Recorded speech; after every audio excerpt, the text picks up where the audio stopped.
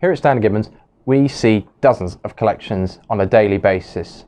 And of course, these can vary greatly from very little amounts of money all the way up into the tens of thousands, even hundreds of thousands of pounds, all depending on what it is. Of course, the typical collection that we see on a daily basis is something like this. A small-time album which has passed through a couple of generations of a family, and more than one collector has been placing stamps into these albums ever since. And of course, this is how many collectors start. This is how indeed I started collecting. You accumulate stamps and you place them into these little books, and of course, as time goes on, it is hoped that you become more mature and sophisticated in your taste and you go on to collect something a little bit more exciting. But of course, many people didn't, because stamp collecting, of course, was a huge hobby, say in the 40s, 60s, right into the 1970s. And of course, there are dozens of collections out there, and these types of albums, unfortunately, when such a time when people became less interested in stamps, were put in drawers and cupboards and things and sheds and lofts, and then they get rediscovered many years later. And of course, when we see a collection like this, we immediately, when we start going through these albums, we can get a feel for what this person has done and how they've collected it. As you can see, this sort of page is fairly messy. It's quite an amalgamated sort of an ensemble of various issues. There's a few older ones here, but age doesn't necessarily mean the stamp is worth a great deal of value. But the types of stamps that we see in these albums all the time, we would describe as old first and second class from all over the world. So stamps which paid all the various rates. So you quite often see the lower values in these examples, say pennies, halfpennies, 1 and 3pennies, 4pennies, and you may see a couple of higher values, say a shilling, but 9 times out of 10 it's all going to be very much the common stuff. And of course, these sort of common stamps weren't printed in small numbers. They were done in huge figures, in the hundreds of millions, some of them. And of course, these are the stamps which people, when they're younger, maybe didn't have enough pocket money, or they were just swapping with their friends or buying in big packets and things of stamps. You couldn't really afford to buy the expensive ones, and so of course you get lots of the cheaper ones. And of course, lots of cheap stamps doesn't really translate into necessary value. Of course, an album such as this is worth so much more to the people who own it, sentimental reasons, of course. And this is how I indeed started collecting. But because you're interested in the stamps themselves, there were countries in one of these old albums that I inherited that I never even heard of before.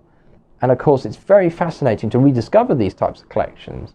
But of course, their historical interest is sometimes far greater than their commercial interest. So what would this, if I was to see this album come in, I'd probably say this album is worth in the region of 20 to 30 pounds. And really, these types of albums, they've just never really recouped an investment, if they've ever thought of one as an investment. These are an accumulation, and of course, they're worth so much more to the people who own them, but not necessarily worth a great deal to us. But then again, that comes with a big question. How can you tell, just by glancing, getting a feel for the collection within a few minutes, that this is only worth very little, compared to a collection which is worth over 10 times this? This album here comes from a collection which is worth quite a considerable amount of money. It's 100,000 almost on this collection. This is album number 5 out of the whole collection. And the chap who collected this album, again, shows you a very different way of doing so. He has been meticulous. He has organized it very well. He has been very, as I said, meticulous about what stamps he's collected, and also he's tried to collect one of everything to complete the sets. And of course, he has the higher values. So this page of Cyprus illustrates that point. He's starting from the lowest values all the way up to the top, to the second top value, the £1, again, which is a good stamp. And these stamps you don't see in these little albums. Of course, a £1 stamp is quite expensive. You couldn't be expected to afford that at 12 years old. But to a collector, they can definitely afford that sort of stamp. And also with these types of albums, you immediately can see there's a great deal of order, but also condition. Condition is a great governing factor when it comes to stamps. So here, there's another good set. In very nice condition it is too. And of course, the condition of any stamp is a bit like a car. A second-hand car is not going to be worth the same amount as a car in the showroom. And a stamp is similar. If the stamp has been a bit creased or battered over the years or discoloured, it's not going to be worth as much as it would be straight from the post office, that sort of printing fresh. Whereas an album like this, condition is really not the main concern. It's just accumulating, filling up those spaces.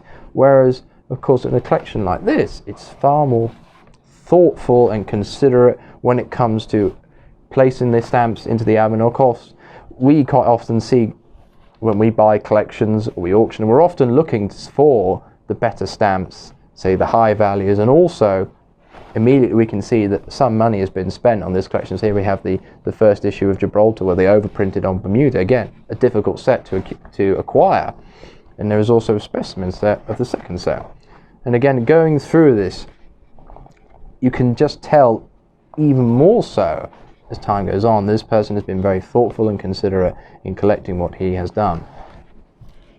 So of course that gives you some idea of how immediately we can get from very little amounts of money to somewhere that's probably in the region of say £6,000 or £7,000, maybe even a bit more, because I haven't shown you everything that's in here, neither is the whole collection here. There's quite a number of albums. But of course, it shows you very clearly how spending money can pay dividends. And of course, this is a great way to start a stamp collection, but this is a great way to carry on, to become more thoughtful and considerate with what you're buying. I hope this video has helped to illustrate to you how we view collections and how very quickly, just by flicking a few pages, we can understand their worth. And of course, they can be worth next to nothing all the way up into the absolute thousands. Thank you for watching, and please like and subscribe.